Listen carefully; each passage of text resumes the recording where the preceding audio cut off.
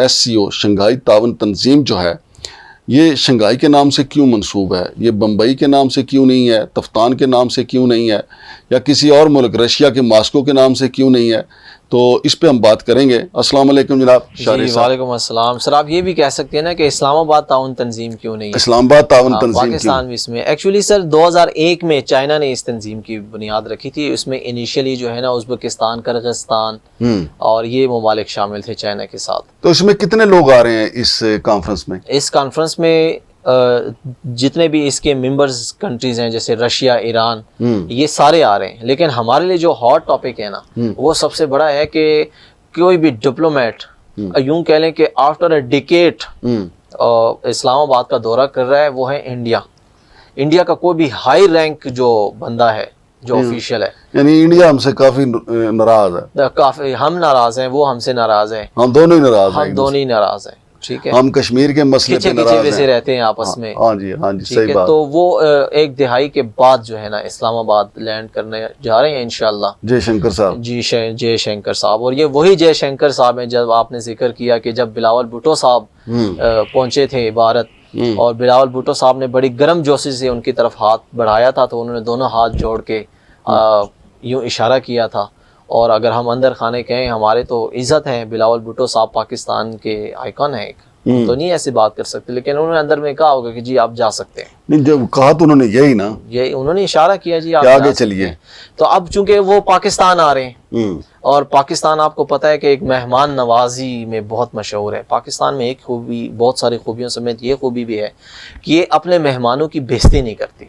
अब आती है बात कि ये जस्ट एक फॉर्मेलिटी है, क्योंकि SCO में भारत का रुतबा बहुत इंपॉर्टेंट है, बहुत वैल्यूबल है, और क्योंकि इस बार पाकिस्तान इसको होस्ट कर रहा है और इस्लामाबाद में इसकी समिट होने जा रही है, तो भारत अपनी जिम्मेदारी को पूरा कर रहा है। क्योंकि वहां पर चाइना के प्रेसिडेंट आ रहे हैं, वहां पर अमेरिका के आ रहे हैं, वहां पर रशिया के आ रहे हैं, तो जिन जिन देशों से, ईरान के आ रहे हैं, जिन जिन देशों से भारत के रिलेशन बहुत खूबसूरत है, एक्वेंटेंस सिर्फ नहीं है बल्कि फैमिली जैसा रिलेशन है, तो उनके लिए भी डॉक्टर एस जयशंकर को जाना पड़ रहा है। मैं फिर से आपको दोहरा दे रही हूं कि UN में हालिया में डॉक्टर एस जयशंकर ने पाकिस्तान को उसकी औकात याद दिला दी थी, और साफ लफ्जों में कहा था कि पाकिस्तान से ये मत पूछिए कि आपकी GDP कितनी इंक्रीज की है, ये पूछिए कि आपके यहाँ रेडिकलाइजेशन कितना इंक्रीज हुआ है और टेररिज्म ऑर्गेनाइजेशन कितना इंक्रीज हुआ है। एंड देखिए, बाय डिफॉल्ट शोएब, ये आपके लिए बहुत दुर्भाग्य की बात है, लेकिन मुझे बोलना ही पड़ेगा कि आपके यहाँ रेडिकलाइजेशन और टेररिज्म इंक्रीज हुआ है, ये डॉक्टर एस जयशंकर ने 1 महीना पहले बोला। लेकिन अभी जाकिर नायक के क्या आपकी मेहमान नवाजी और उसकी शब्दावली से और उसके बनाए हुए सारे गटर और फैलाए हुए कूड़े करकट से, उसकी जुबान से निकले हुए कीचड़ से ये तो समझ में आ चुका है कि भाई वो तो इस्लाम को पूरा बदनाम करने के चक्कर में लगा हुआ है पाकिस्तान में जाकर के। तो मुझे ऐसा लगता है कि SCO की मीटिंग, और मैं इस बात को बहुत जिम्मेदारी से कह रही हूं कि this is just an formality, वो वहां जाएंगे, उस SCO की समिट को वो अटेंड करेंगे। वहां पर ना ही कोई बायलैटरल की बात होगी पाकिस्तान के साथ, ना ही कोई ट्रीटी की बात होगी पाकिस्तान के साथ, और ना ही कोई किसी अच्छे रिलेशन की बात होगी पाकिस्तान के साथ। ये आप बिल्कुल लिख करके रख लीजिए कि नाजिया इलाही खान ने बिल्कुल सही बात आपसे कही है। नहीं, लेकिन आप देखें ना, एक तरफ तो इंडिया ने कश्मीर के साथ जो कुछ किया वहां पे, फिर उसके अलावा बलोचिस्तान में उसने अपने कितने एजेंट छोड़े हैं, कुलभूषण ने खुद बताया, बल्कि पूरे पाकिस्तान में फिर कई दहशतगर्दी के इतने वाकयात होते हैं जिसके पीछे इंडिया का हाथ होता है जी। तो अब तो हमारा पड़ोसी मुल्क अफगानिस्तान भी इंडिया की ज़बान बोलने लगा जी।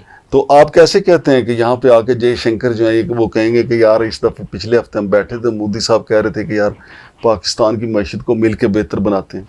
इंडिया जो भी ये काम करते हैं ना, जो बलोचिस्तान में कर रहे हैं, ठीक है, या हमारी इकॉनमी के साथ कर रहे हैं, ये एक उसकी प्रॉक्सी है, ये प्रॉक्सी वार है। ये जो है ना उसके फुल फ्लैश वॉर में शामिल नहीं है। जब वो आपके साथ टेबल पे बैठेगा ना, तो टेबल पे वो यही बात करता है, दुनिया में उसने अपना इमेज कैसे बेहतर किया है, वो इसी तरह बेहतर किया है जी। हम तो पाकिस्तान के साथ कुछ नहीं करते, पाकिस्तानी कभी पुलवामा में अटैक करता है, कभी दहशतगर्द भेजता है, वो दहशतगर्द स्टेट है, देखें अपने मुल्क में क्या हो रहा है। अल्टीमेटली उसमें हाथ जो है वो इंडिया का ही होता है। मैं वही तो कह रहा हूँ ना, हाथ इंडिया का ही होता है, तो फिर लेकिन बात तो बदनाम वही, पाकिस्तान होता है। बात तो वही है ना कि बगल में छुरी मुंह पे राम राम। राम राम, ये किस्सा यहाँ पे भी ऐसे ही होगा। हाँ जी, चाणक्याई स्टाइल है ना इनका। जी जी, चाणक्याई स्टाइल है उसका। हाँ जी, तो फिर ये तो वही मेरा होगा। ख्याल है कि अगर आप कहें कि पाकिस्तान और इंडिया के लिए अदाकारी का एक अच्छा मौका है, दोनों मुनाफकत करेंगे एक दूसरे के साथ, जी। अदाकारी करेंगे ना। अदाकारी करेंगे हम। तो देखें, एक बात हमारी जहन में जो ये है कि सबसे पहले तो इंडिया कश्मीर में जो उसने जुल्म बर्बरियत जारी रखी हुई है, सबसे पहले उस पर स्टेप बैक करे। फिर जो दूसरा हमारा उसके साथ जो पहला स्टांस होगा वो होगा ट्रेड का। फिर हम इंडिया के साथ ट्रेड करेंगे। देखें, इंडिया और पाकिस्तान की ट्रेड जो है ना, इसका सबसे ज्यादा फायदा इन्हीं दो ममालिक को है। अब हम अगर चाइना के साथ ट्रेड कर रहे हैं ना, ठीक है, तो इसका फायदा सिर्फ हमें नहीं है, इसका फायदा तीसरे फरीक को भी है। क्योंकि इंडिया और पाकिस्तान जब सी पैक पे काम करेंगे तो जो उसका जो गोड्स है वो तीसरे फरीक से आएगा पाकिस्तान, और पाकिस्तान के रास्ते पहुंचेगा चाइना। तो इंडिया, चाइना और पाकिस्तान का तो फायदा है, तीसरे फरीक का भी फायदा है। लेकिन इंडिया और पाकिस्तान अगर आपस में ट्रेड करते हैं तो ये डायरेक्ट अवाम का फायदा है।